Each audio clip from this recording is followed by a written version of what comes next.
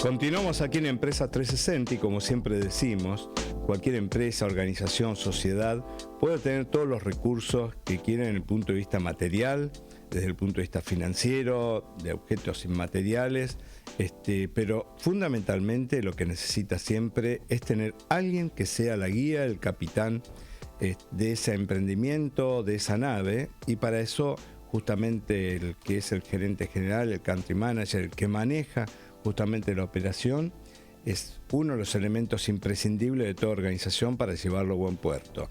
Y para eso, para que nos comente la situación actual de los country managers, los CEO, la movilidad y qué es justamente los fundamentos que tienen para guiar una empresa, lo hemos convocado a Martín Herding, director de Michael Page Argentina, Uruguay y Paraguay, para que nos comente sobre el caso. Hola Martín, ¿qué tal? ¿Cómo estás?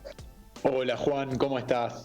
Muchas gracias por la convocatoria. Por favor, un placer y gracias por tu tiempo también. Y bueno, como estábamos describiendo, es muy importante saber justamente cómo hacen las empresas para retener un CEO, un gerente general, un country manager o un director regional, que son puestos tan importantes, tan neurálgicos entre una organización y que es realmente el que puede llevar, como decíamos, a un buen puerto a toda esa empresa. ¿Qué recursos utiliza una organización para retenerlos? Tal cual, hoy las organizaciones tienen que trabajar distinto porque el mundo va cambiando, va avanzando y las generaciones de CEOs que hoy lideran las compañías tienen distintas motivaciones, ¿no? Claro. Hoy aparecen otros factores. A ver, si bien sigue reinando la remuneración, ¿no? Tanto fija como variable, como uno de los factores decisorios, empiezan a aparecer factores como el de la flexibilidad, ¿no? Que no solamente habla de un trabajo remoto, sino también de flexibilidad en la toma de decisiones, ¿no? En cómo participar en los negocios, ¿no? Claro. Después entran en juego los beneficios, ¿no? Beneficios que muchos se han convertido en no negociables, ¿no? En los paquetes de compensaciones. Y lo que nosotros vemos es a ver, en Argentina, y también es la visión que viene de Latinoamérica, ¿no? Es que viene avanzando también un ecosistema de empleadores también que va cambiando. Por ejemplo, el avance de las empresas familiares, Claro. que también están hoy equiparando por ahí a los beneficios y a los paquetes compensatorios que tienen las grandes multinacionales, con las grandes multinacionales hoy también en un proceso más de cerrar filas y optimización, ¿no? Seguro. Y eso desde el punto de vista justamente de la gente, qué es lo que está buscando. Y desde las empresas, además de lo técnico, que obviamente tiene que conocer su CEO, su gerente general, ¿qué otras habilidades blandas se valoran para poder tomar un country manager, por ejemplo? Sí, yo creo que hoy cuando hablamos de habilidades blandas, lo que aparece arriba de la mesa como factor principal tiene que ver con la velocidad de aprendizaje, que tiene que ver también con esa velocidad de adaptación, ¿no? Hoy la única constante, bueno, históricamente, ¿no? La constante es el cambio. Claro, seguro. Creo que hoy nosotros vivimos en una velocidad de cambio mucho más alta de lo que eran otros tiempos, sobre todo apalancado con lo que es tecnología y con las diferentes formas de generar negocios, ¿no? que hoy nos encontramos. Entonces eso obliga a los empleadores y mismo a los CEOs, ¿no? También a reinventarse, a cambiar constantemente y a entender que también lo que se valora es otra cosa. Claro, y desde ese punto de vista de lo que vos decís, velocidad de aprendizaje, adaptación, integración, el que es justamente un empresario, un CEO aquí de Argentina, dado el ambiente tan cambiante, lamentablemente tenemos en Argentina, ¿tiene como un grado de preferencia mayor o tiene una ventaja con respecto a vos que tenés también injerencia en otros países? Sí. La persona, el CEO, el country manager de Argentina, ¿vos ves que puede tener algún tipo de reflejo más rápido de entrenamiento dado el contexto macroeconómico en el cual nos movemos? Sin duda, Juan, está muy buena la observación que haces porque es algo que la realidad es que es algo de lo que como argentinos tenemos que estar orgullosos. sin pasarnos, porque nos pasa eso también, sin creérnosla del todo, pero el talento argentino es muy valorado en todo el mundo, el mundo, no solo en la región Latinoamérica, sino que en todo el mundo. El argentino tiene una velocidad justamente de adaptación, también nosotros nos hemos criado en entornos en donde por ahí te enfrentás a inflaciones de 200% en un año, te enfrentás a variables incontrolables y tener que llevar un negocio con variables incontrolables. Sí, además que el micro... Esa capacidad, claro, esa permeabilidad y hacer marinero, hacer capitanes en tormenta, en otras economías o en otros países más estables realmente hacen una diferencia. Sobre todo en lo que es el liderazgo inspiracional, en lo que es transmitir al equipo tranquilidad cuando las cosas no van muy bien, ¿no? Claro. De nuevo, sin dejar de lado el pensamiento estratégico, ¿no? La comunicación, pero siempre obviamente esa templanza ante la toma de decisiones que tenemos los argentinos en entornos más hostiles, realmente es un diferencial. Seguro. Aparte, en el microclima que nos movemos en la Argentina siempre es muy intenso desde el punto de vista cambios, variaciones políticas, variaciones económicas, ¿no es cierto? Y eso hace que tiene que estar rápido reflejo. Y dentro de los sectores que tenemos aquí en Argentina y en el Cono Sur, ¿cuál ves que, por ejemplo, son los sectores más dinámicos o que más cambian su country manager o su gerente general? Mirá, hoy yo creo que las figuras dentro de lo que es el mundo de servicios financieros se está moviendo mucho, propio también de lo que es contexto. Pero te diría que ya no es tanto por práctico, por sector. O sea, si bien hay sectores que obviamente sabemos que están con unas proyecciones más interesantes que otros, cuando hablamos de energía y recursos naturales, en Argentina todo lo que es matriz energética claramente tiene una preponderancia, pero después nos encontramos dentro de, por ejemplo, lo que es consumo masivo y retail. Hay compañías que les está yendo muy bien y compañías que están atravesando un periodo más complejo, ¿no? Claro. Entonces, vuelvo a lo mismo, o sea, con un mercado muy dinámico en el cual ya no hablamos de un sector sino en tipos de compañías, porque incluso tenés multinacionales, por ejemplo, de consumo masivo, que están con planes de salida y compañías nacionales que están invirtiendo. Sí. Aún por ahí con resultados que son erráticos, ¿no? de los dos lados, pero con una realidad muy distinta de cara a lo que es proyección.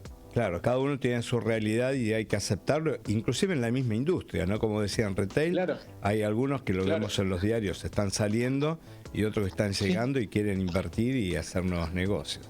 Es exactamente. En otras regiones que vos manejas, ¿la movilidad es diferente o similar a Argentina? ¿Hay más movilidad, menos? ¿Cómo lo Mirá, hoy tenemos como un factor común. Hoy justamente tuvimos reunión con todos los líderes de los diferentes países y tenemos un factor común en lo que es ese movimiento. A ver, no es te diría, de nuestra historia, no es de los momentos en donde más movimientos hay. Te diría que no hay muy poco de lo que es creación de puestos nuevos. Hoy, si querés, es más rotación de sillas, ¿no? Claro. Pero vuelvo a lo mismo, hay un peso muy grande. Y esto sí es algo a tener en cuenta en el mercado latinoamericano. Es algo que realmente, o sea, hoy nosotros de nuestros estudios ya sabemos que el 80, de nuevo no lo digo yo, ¿no? Salió en la Asociación Interamericana de Contabilidad que el 70 y el 80% del Producto Bruto Interno de muchos países de América Latina están dentro de lo que es el entorno de empresas familiares, ¿no? Claro, sí. Entonces, eso hace también que te encuentres con otras reglas en cuanto a lo que es profesionalización, ¿no? Y están capitalizando estas compañías, que eso sí es algo nuevo, están capitalizando el perfil que hoy a la multinacional se le hace más difícil fidelizar, ¿no? Seguro. Y eso es algo súper claro. Estamos hablando con Martín. Claro, bien. Estamos hablando con Martín Gerding, director de Michael Page, Argentina, Uruguay y Paraguay. Martín, y un tema que por ahí nos llama a pensar son dos situaciones. La primera de ellas es justamente ¿El CEO, el gerente general de hoy, busca hacer carrera en una empresa o busca hacer un tramo de su vida y cambiar a otras empresas? Mira, ya naturalmente cuando una persona alcanza una posición de liderazgo absoluto en la compañía, ¿no? de CEO, son contados los casos que se proyectan más allá de unos 4 o 5 años. ¿Por qué? Porque esta regla la trae mucho también la política de la multinacional, que no es el mundo ideal que un CEO esté más de 5 años. Ahora, ¿qué nos encontramos? Que hay compañías en donde ese CEO logra los resultados, logra meterse en los negocios financiera de la compañía, y dependiendo de quién tome la decisión, cuando algo funciona es muy difícil cambiarlo. Entonces te encontrás con casos de CEOs que están 10 años en la misma compañía, 19 años.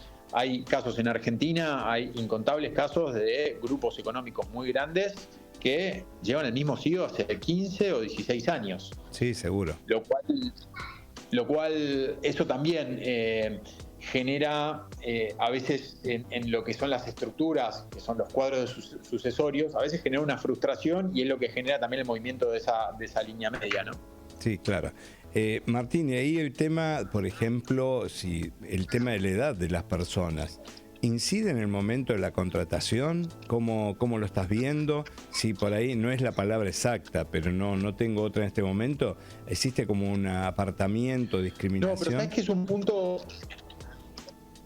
Sí, sabes que es un punto clave el que mencionás, Juan, porque en Argentina, puntualmente, nosotros cuando sacamos los resultados de qué está pasando en materia de discriminación, ¿viste? Cuando hablamos de diversidad, equidad e inclusión, y entre los números, el porcentaje más alto de la percepción de discriminación viene por edadismo. Y profesionales incluso que están por encima de los 45 años, que han sentido algún tipo de discriminación por un tema etario, sobre todo en cuanto a lo que es adaptación a nuevas tecnologías, adaptación a entornos más jóvenes, o en algunos sectores que también hay generaciones de menor edad. Claro. Ahora, llevándolo al entorno del C-Level, tanto Latinoamérica como Argentina, te encontrás con realidades contextuales que son cíclicas. Entonces el profesional, y después eso lo unís a que hoy tenés profesionales de más de 50 años y más de 60 años que están activos laboralmente, aportan muchísimo valor.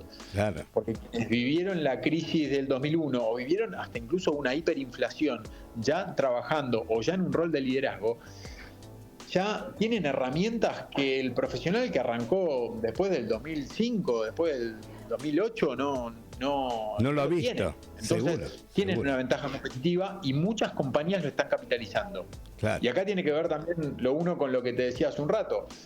Quizás una multinacional que está más enfocada en el perfil clásico por ahí para el rol de liderazgo, más en mediana edad, y la nacional por ahí que capitaliza ese perfil que en la multi ya no tiene ese espacio.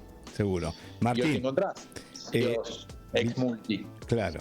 Martín, interesantísimo, realmente el aporte que estás dando, realmente es una visión muy generosa de la tuya sobre el punto, además que realmente tenés una amplia experiencia en Michael Page, así que bueno, agradecidísimo. Se nos termina un poco el bloque del tiempo y lamentablemente por ahí lo tengo que dejar otros temas para otra emisión, pero realmente desde ya muy agradecido, un placer estar en contacto aquí con nosotros. Muchas gracias a vos, un placer, y saludos a todos los oyentes. Gracias Martín.